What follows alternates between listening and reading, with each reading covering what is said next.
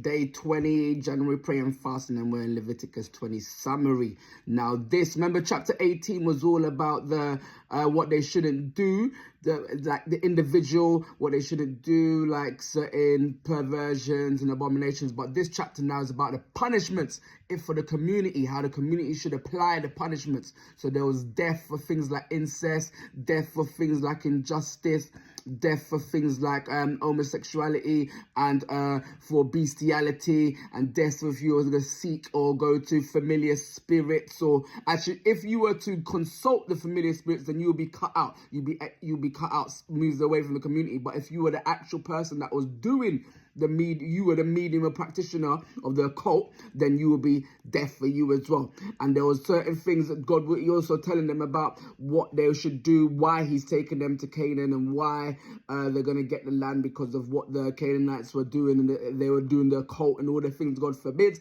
That's why God's telling them when you go there to not be like them, and why he's going to get rid of them and stuff like that. And also in here you have little passages about God saying, and you will be mine, because he's shown that he wants not just obedience, but he wants a relationship. He wants relationship and obedience. The two things come together.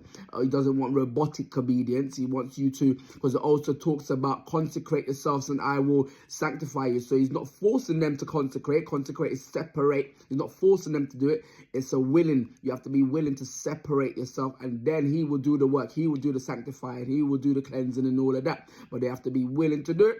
What else did we read in the chapter? Summarize the chapter. So there's penalties. Yeah, so it's all about the penalties of the laws already given.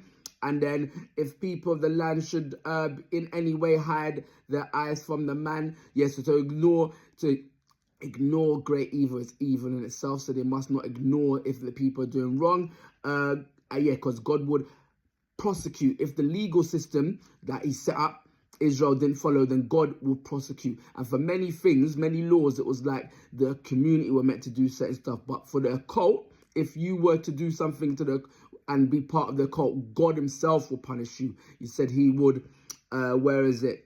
God would, where is it? I will set my face against that person and cut them off from his people. So for this, God himself will be an enforcer of that. No one else needs to do anything. God will cut them out himself. And this was seen like, yes, because in those times, if you were to do, like the people around them, the pagans, they would give you more severe punishment if there was crimes that would affect the economy.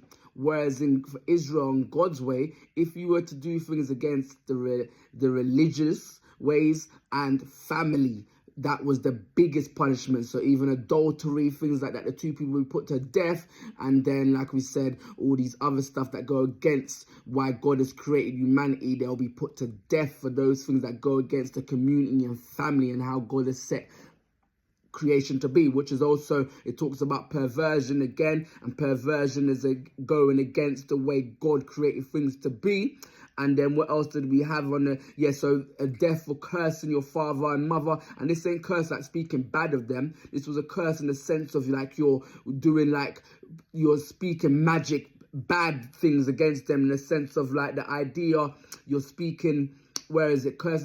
Wasn't Mary saying something bad about the one's parent? It was likely the calling down of a death curse on them. Because in those times as well, they felt like the curse would have special power. So mentally, it will affect people as well. It's not saying that it would really affect them, but mentally, a curse to someone, they'll see it as something serious, like this thing's going to happen because someone's spoken the words. Then what else summarized? We had familiar spirits as well. So familiar spirits, a spirit or demon, which by magical rites is supposed to be bound to appear at the call of his employer. So anyone dealing with these familiar spirits, they'll be cut out, or the person that's conjuring them, they'll be put to death as well. So they shall bear their sin. So other things, they will be for adultery, I think, or certain things, they shall bear their sin and they shall die childless. So this was a form of death because the guilty party's name became extinct. The root word here means stripped, so deprived of children or stripped posterity. Now some people will say it's also even the children they had, that it will no longer be seen as theirs, or they'll be cast out of God's congregation and things like that. So all of these things was meant to be deterrence from Israel to do some of these things. And so even though Israel didn't do all these, judge them like this, but it's still a deterrence.